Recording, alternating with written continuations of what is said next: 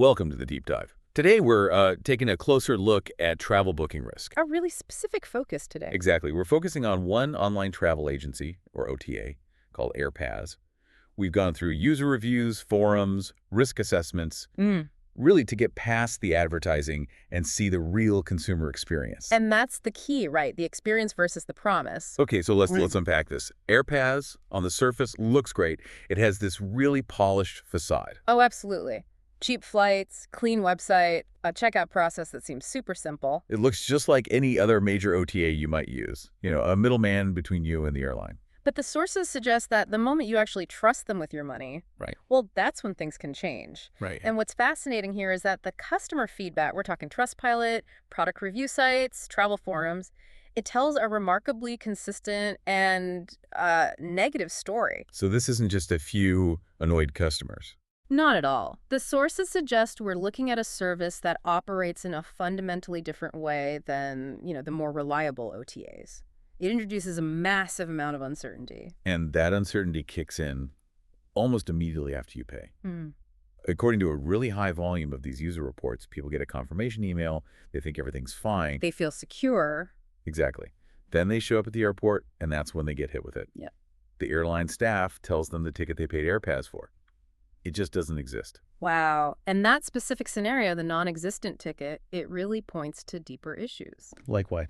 Well, the consensus among travel experts who've looked at these reports is that Airpass might be operating on, let's say, extremely thin margins, Okay. or maybe using a kind of delayed booking system so the ticket isn't actually secured when your money is taken. Which would also explain the other financial complaints people have. Right. It connects perfectly. People reporting the price suddenly spiking with surprise fees after they hit the pay button, or even having the entire booking canceled just a short while after the money's already left their account. That sounds Yeah. incredibly stressful. Ah. But Airpaz is still up and running, so is it possible these are just, isolated complaints? Or maybe travelers just don't understand how these third-party sites work. That's a really important question. And if you look at the severity and the sheer frequency of these issues, the consensus really suggests this is a structural problem. It's not user error. So what's the key difference then? The key differentiator, according to all the sources, is the complete failure of any kind of recovery mechanism. In other words, customer service. Yeah. When things go wrong, a schedule changes, a mistake is made, users report that it's a massive struggle to even reach support. They get automated, vague responses, or just nothing. Silence. And this isn't a rare thing. People waiting months for a refund or never getting it at all is reported as an extremely common occurrence. Months. I just can't imagine trying to close a trip that's been canceled with zero response, especially if you're already traveling. It's a nightmare scenario. So to validate this, we should look at some third-party verification. Let's talk about the analysis from Scam Advisor.